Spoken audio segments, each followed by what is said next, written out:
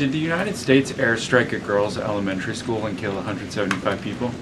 Not that we know of, Sean, and the Department of War is investigating this matter, and I would just tell you very strongly the United States of America does not target civilians, unlike the rogue Iranian regime that targets civilians, that kills children, that has killed thousands of their own people in the past several weeks, and uses propaganda quite effectively, and unfortunately many people in this room have fallen for that propaganda. So I would caution you from pointing the finger at the United States of America when it comes to targeting civilians, because that's not something that these armed forces do. So obviously what we're talking about there is the 28th of February at the start of the school week in Iran, when a missile strike killed at least 165 Iranian schoolgirls in Minab, with almost all of them aged between 7 and 12 years old. A spokesperson for both the US Department of Defense and the Israeli military said they were unaware that a school had been hit. The school sits close to the Saeed al-Shahada military complex, which is a key IRGC naval base. Whether this was a targeting error, faulty intelligence, or something else is still being investigated. I mean, none of them are reasonable explanations for killing 165 children at all. What we do know, however, is that the target list was generated in part by artificial intelligence. Recently, Anthropic's AI tool Claude was declared a threat to national security by the Pentagon after the company refused to allow the military unfettered use of it in certain operations. At the time, Dario Amodei, the company's CEO, said this about the use of AI in war. It doesn't show the judgment that a human soldier would show, friendly fire or shooting a civilian or just the wrong kind of thing. We don't want to sell something that we don't think is reliable, and we don't want to sell something that could get our own people killed or that could get innocent people killed. War Secretary Pete Hegseth hit back by posting this on X. This week, Anthropic delivered a masterclass in arrogance and betrayal, as well as a textbook case of how not to do business with the United States government or the Pentagon. Our position has never wavered and will never waver. The Department of War must have full, unrestricted access to Anthropic's models for every lawful purpose in defense of the Republic. Instead, Anthropic AI and its CEO, Dario Amodei, have chosen duplicity, cloaked in the sanctimonious rhetoric of effective altruism. I don't think it is. I think it's just cloaked in the rhetoric of not killing innocent people. They have attempted to strong-arm the United States military into submission, a cowardly act of corporate virtue signaling that places Silicon Valley ideology above American lives. Virtue is not virtue signaling.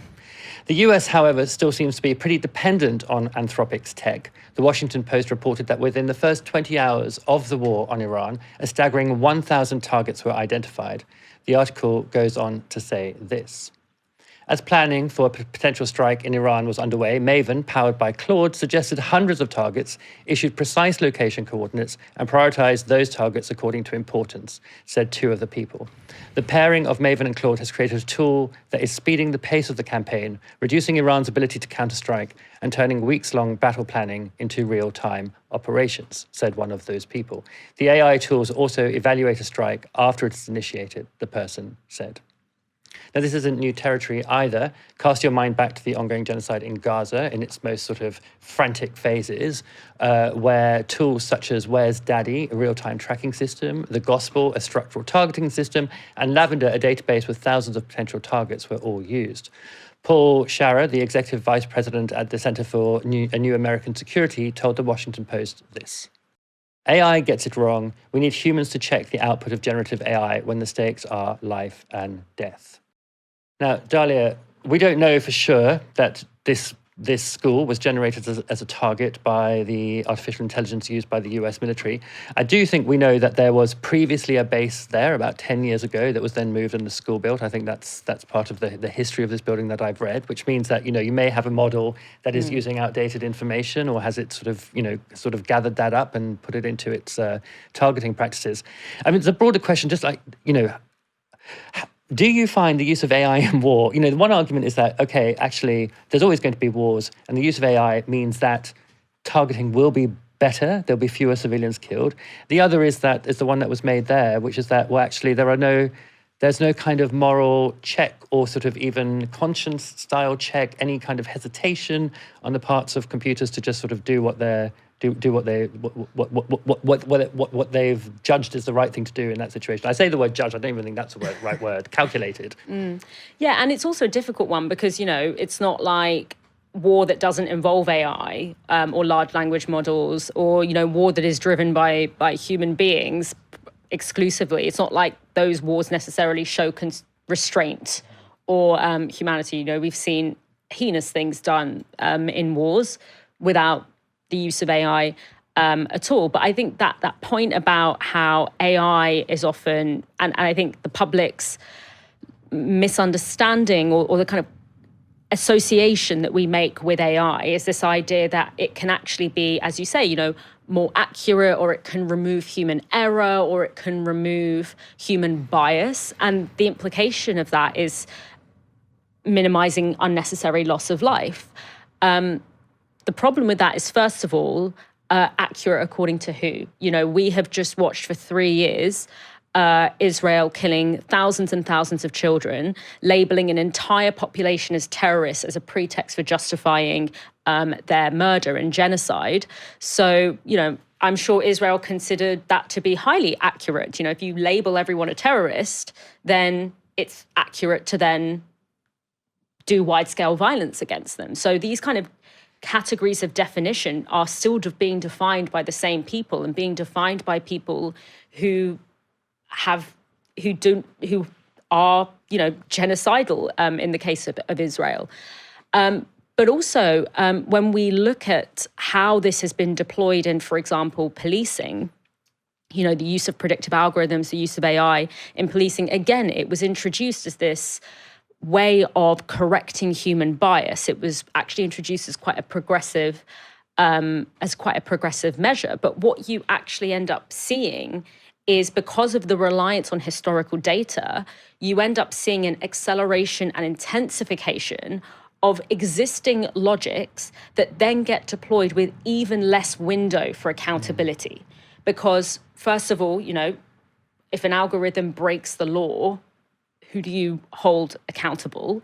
And secondly, the way these large language models work is that the data is drawn from such a wide range of things, and it is processed so quickly that the logics that it takes becomes actually opaque and imperceptible to any human. So if this algorithm or this AI makes a decision, it becomes very difficult to understand, you know, what it drew on to make that calculation. And so this is where the risks lie. The risks lie in the obfuscation and the further evasion of accountability, and the intensification of existing logics which are genocidal and devalue and cheapen human life. And I also want to make the point, there's a couple more sort of points that I want to make, which is, firstly, I think this is a perfect example of how, you know, data privacy and resistance against tech authoritarianism is actually a really important part of keeping us safe. You know, we often think of these things as being against one another, that you either have privacy or you have safety. But when we are talking about these companies, you know, like OpenAI or Claude, that are being deployed wholesale into like every fabric of human life, including like intimate relationships, and then we are talking about there being information bleed between that and the military and the police and the state. That is something that makes us so unbelievably unsafe. Because if you think that the deployment of these technologies in these ways happening in a land far away are not going to boomerang back here, you haven't been paying attention for like the past 400 years of how things work.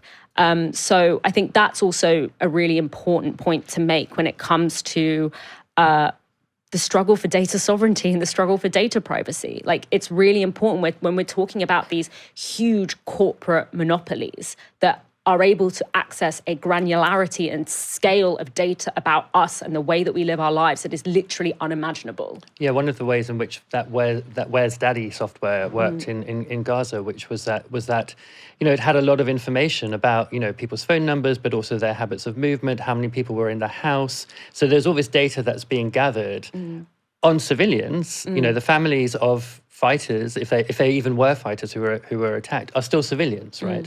Gathering all this data on them, and then a human being set the threshold of how many of them could be killed in the house with that person when they arrived back home. So you have there, as you say, this like terrifying way in which, data that human beings can't really track. It just becomes sort of meaningless reams of information that they can't do anything with in the hands of these machines becomes wieldable and weaponizable, and then it gets added to actual weapons. And then a human being sort of decides, okay, well, actually, these number of people, civilians, can be killed in order to meet this target. Yeah, and I mean, I say that there's a boomerang effect, but it's actually kind of incorrect of me, because we've already seen this deployed in Britain in the form of the gangs matrix. The gangs matrix, which now no longer exists, but it did exist for a long time. It was this use of predictive data analytics to mark certain young people as being likely to be in a gang or join a gang. And there are, people who signed, 16, 17-year-olds who signed up for college, and turned up on their first day and then were told, oh no, you've been flagged by the gangs matrix, you can't enroll in college. They don't know that they were ever flagged up by the gangs matrix. No one can tell them why they were algorithmically flagged of being at risk of joining a gang. And it relies on proxy data. It relies on, do you in some ways fit the demographic, balance of people that we think would possibly join a gang, right? So it's like where you live, the music you listen to, the people you're seen with, all of these different proxy markers that then get kind of synthesized into a label that no one can actually really trace back why that got attached to you. And then suddenly you can't, get a bank account, or you can't go to school, or you can't have access to services. And so we've actually already seen this being deployed in Britain. And it just takes us further away from where we want to be, which is accountability. Yeah, for sure. I'm super against AI in general. I'm a real Luddite about this. And it's not because I have a particular...